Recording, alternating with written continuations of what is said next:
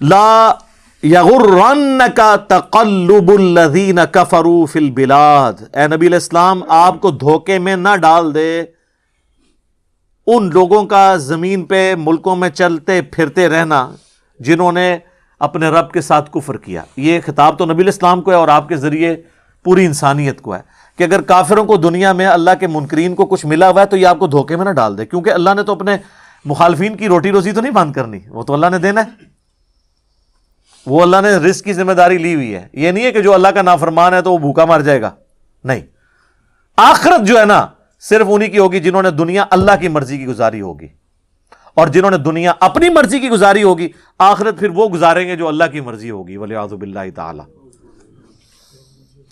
متاع قلیل، یہ تو تھوڑی دیر کے لیے لطف اندوز ہو رہے ہیں اس دنیا کی زندگی کی لذت سے، ثم مأواہم جہنم، پھر ان کا ٹھکانہ ہونے والا ہے جہنم۔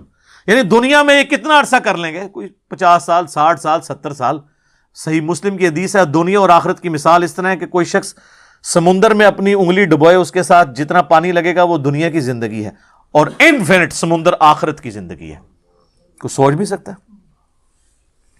صحیح مسلم میں ایک حدیث ہے کہ دنیا میں جس نے عیاشی کی زندگی گزاری ہوگی نا، اللہ تعالیٰ فرشتوں سے کہے گا اس سے ذرا ایک جہنم کا پھیرا لگاؤ، وہ جہنم کا صرف ایک پھیرا لگائے گا، اللہ اس سے پوچھے گا وہ دنیا میں آسائش تو نے دیکھی؟ وہ کہے گا یا اللہ میں نے تیری عزت کی قسم دنیا میں کوئی آسائش نہیں دیکھی۔ یعنی ایک پھیرا اس کی دنیا کی ساری زندگی کے نشے کو کافور کر دے گا، اور پھر اللہ ایک مفلس شخص کو بلائے گا اور فرشتوں سے کہا ذرا اس سے جنت کا ایک پھیرا لگواؤ۔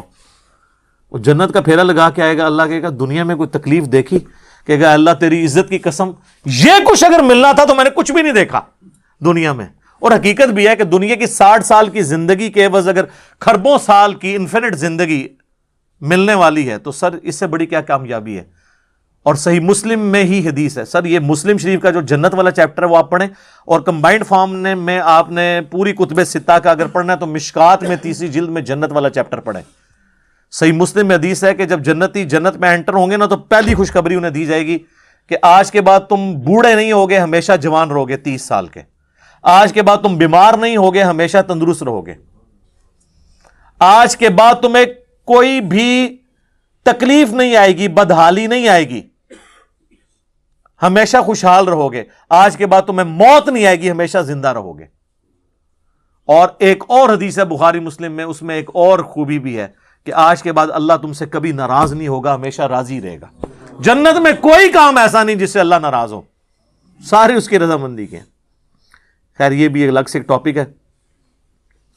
تو اللہ تعالیٰ فرما رہا ہے کہ یہ برتنے کا سامان ہے، اس کے بعد جہنم ہے ان کے لیے، وہ بئس المہاد، اور کیا ہی برا ٹھکانہ ہے۔ اب سائملٹینیس کنٹراسٹ آ رہا ہے، لیکن الذین اتقوا ربہم، لیکن جن لوگوں نے اپنے رب سے ڈرتے ڈرتے زندگی گزاری، لہم جنات تجری، ان کے لیے ہے جنت، تجری من تحتها الانہار، جس کے نیچے نہریں بہتی ہوں گی، خالدین فیہا، وہ اس میں رہیں گے ہمیشہ ہمیش، نزلا من عند اللہ، اور یہ مہمان نوازی ہوگی اللہ کی طرف سے۔ اللہ مہمان نوازی کر رہا ہے کہ ہمیشہ کی جنت۔ وما عند اللہ خیر للابرار، اور جو نعمتیں اللہ کے پاس ہیں وہ بہت بہتر ہیں نیکوکار لوگوں کے لیے۔ دنیا میں کوئی کتنی بھی لذت حاصل کر لے، دنیا کا سب سے بڑا ایشو ہے ختم ہو جانا۔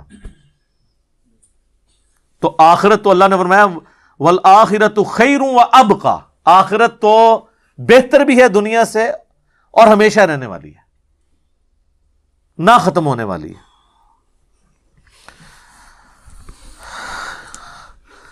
اب آخری جو آیت ہیں دو، وہ چونکہ سورت کنکلوڈ ہو رہی ہے، لہٰذا جب بھی سورت کنکلوڈ ہوتی ہے تو اس سورت کا جو مرکزی ٹاپک ہے نا اس کو دوبارہ سے نکال کے نا ڈسکس کیا جاتا ہے تاکہ کنکلوژن کے وقت وہ مرکزی خیال بھی ذہن میں رہے۔ چونکہ یہ کرسچنز کو، اہل کتاب کو ایڈریس کرتی ہے سورت، اور دوسرا غزوہ احد میں جو مسلمانوں سے غلطی ہوئی وہ 60 آیات جو کئی لیکچرز میں یہاں کور ہوئیں، تو یہ دونوں ٹاپکس کو اللہ تعالیٰ نے سمیٹ دیا ہے۔ وَإِنَّ مِنْ أَهْلِ الْكِتَابِ، اور بے شک اہل کتاب میں ایسے لوگ بھی ہیں، لَمَن يُؤْمِنُ بِاللَّهِ، جو اللہ پر ایمان لاتے ہیں، وَمَا أُنزِلَ إِلَيْكُمْ، اور اے مسلمانوں جو تمہاری طرف نازل ہوا اس پہ بھی ایمان لاتے ہیں۔ یعنی ایسے کرسچنز جنہوں نے محمد رسول اللہ صلی اللہ علیہ وآلہ وسلم کے آنے کے بعد آپ کی دعوت کو قبول کر لیا، ایسے لوگ بھی ہیں۔ وما انزل الیہم، اور جو ان کی طرف نازل ہوا تھا اس پہ بھی ایمان لاتے ہیں، خاشعین للہ، اللہ سے ڈرتے ہوئے، لا یشترون بآیات اللہ ثمنا قلیلا، یہ ایسے لوگ ہیں جو اللہ کی آیات کا سودا نہیں کرتے چند ٹکوں کے عوض، تھوڑے سی دنیاوی منفعت کے عوض سودا نہیں کرتے۔ یعنی جہاں پر وہ یہود و نصارہ کے علماء بھی تھے جنہوں نے اپنی کتابوں میں نبی علیہ السلام کے بارے میں پیش گوئیاں اور پروفیسیز جو موجود تھیں کہ ایک آخری پیغمبر نے آنا ہے، اس کو چھپاتے بھی تھے اور اس سے روگردانی بھی کرتے تھے، جہاں ایسے بدبخت ہیں وہاں پہ ایسے خوشبخت بھی ہیں انہی جیوز اور کرسچنز کے اندر کہ جو ان خوشخبریوں اور پیش گوئیوں کا مصداق جو بن کے آئے محمد رسول اللہ صلی اللہ علیہ وآلہ وسلم، ان پر ایمان بھی لاتے ہیں، اور ان کی نشانی یہ ہے کہ وہ اللہ کی آیات کو چند ٹکوں کے عوض بیچتے نہیں ہیں۔ یعنی جو دنیاوی منفعت ہے نا، یہ انسان کو پیغمبر کی دعوت قبول کرنے سے پیچھے رکھتی ہے۔ اولئک لہم اجرہم عند ربہم، ایسے لوگوں کے لیے ان کے رب کے ہاں اجر ہے۔ ان اللہ سریع الحساب، اور بے شک اللہ تعالیٰ حساب لینے میں جلدی فرمانے والا ہے، یعنی ان قریب حساب ہو جانا ہے۔ اچھا، دنیا میں لوگ کہتے ہیں نا جناب چلو جی آگے جا کے پتہ لگے گا، آگے جا کے پتہ نہیں لگے گا، لگ پتہ جائے گا۔ آگے جا کے پتہ چلنا تو ایک انفارمیشن ہی ہوگی، اس کو آپ انڈو تو نہیں کر سکتے۔